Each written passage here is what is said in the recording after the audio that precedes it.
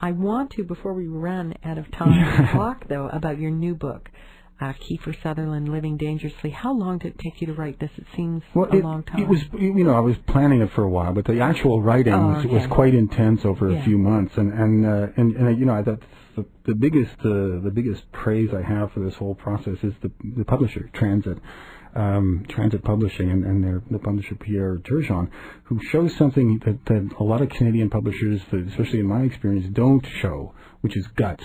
Just diving into something and saying, let's try and make something commercial here. Let's try and really tell a story, without consulting marketing studies and everything first. We all want to talk about this guy, and of course it's the release of the book is going to coincide with the.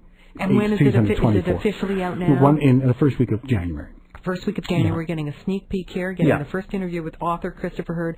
What do we find out about Kiefer Sutherland that we didn't know before? That he's a very intelligent guy, incredibly complex. It's funny that when an actor becomes so iconically identified with a role or with a certain show or something, there's a reason for that. The reason is that actor has connected with that character several layers deeper than actors usually connect with characters. There's a reason why Anthony Perkins, after he played Norman Bates in Psycho, why he could rarely be taken seriously in anything else. He played that role with such brilliance and such economy that he became, that's who he was. And with Kiefer and Jack Bauer, the character he plays on 24, while personality, like in person, Kiefer is a Canadian. He's not a jingoistic super patriot American, as he plays. Kiefer Sutherland is anti-torture. He's anti-death penalty. He's anti all of these things that Jack Bauer represents as someone who is a character whose philosophy of life is action first. Take action. Don't let this happen.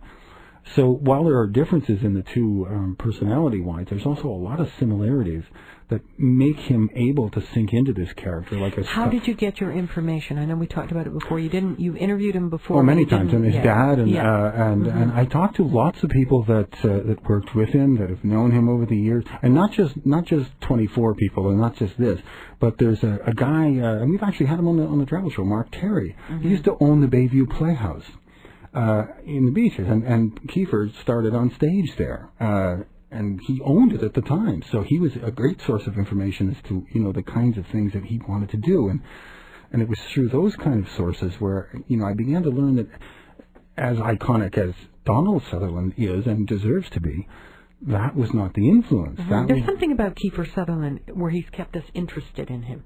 Yeah, because he has this weirdly troubled private life, and the fact that he's unapologetic about it, that he doesn't hide, in a 190-foot yacht and say, leave me alone, world, I'm entitled to privacy. I'm eating my cereal. He knows that he's done this publicly. He knows that there are a lot of eyes on him. He knows that being caught drunk driving and serving a jail term because of it is not a laughing matter. He took that seriously. He knows that he embarrasses his family when he tackles Christmas trees in London and hotel lobbies. He understands that, and he's unapologetic about it. Why does he do it? I don't think he has any choice. I think not that he doesn't have any choice. We all have that choice, but I think he is compelled to behave certain ways after working very hard. They worked very hard on that show 24. And he's actually said that, I work really hard, and if I want to blow off some steam in this way, as long as I don't hurt anybody else, then what business is of it, of the general public? And it is. Do you like him? Very much, very much. He's an intelligent guy, and the one thing, he didn't call me up on the phone every day to help me write the book, but one thing he did that was a great thing was anybody that I asked to speak to me who would say, I have to call Kiefer first and see if he okays it. Well, he never stopped anyone, including his partner when he went off and became a rodeo cowboy for a few years. His partner's name is John English, who's still out in Arizona, or in New Mexico, actually, and when I called him to speak to him, he said he needed to talk to Kiefer first, because this was a private, it's something that Kiefer did because he needed to do it, and he needed his permission to speak about it.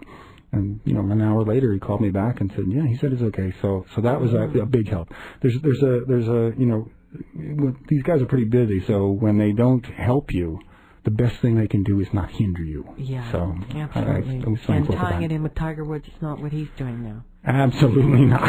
It's just paying people. I don't know what to say anything, or so they say. Christopher, congratulations. Oh, thank you. It's going to be Kiefer Sutherland, Living Dangerously by Christopher Hurd in your bookstores at first week of January. Yes.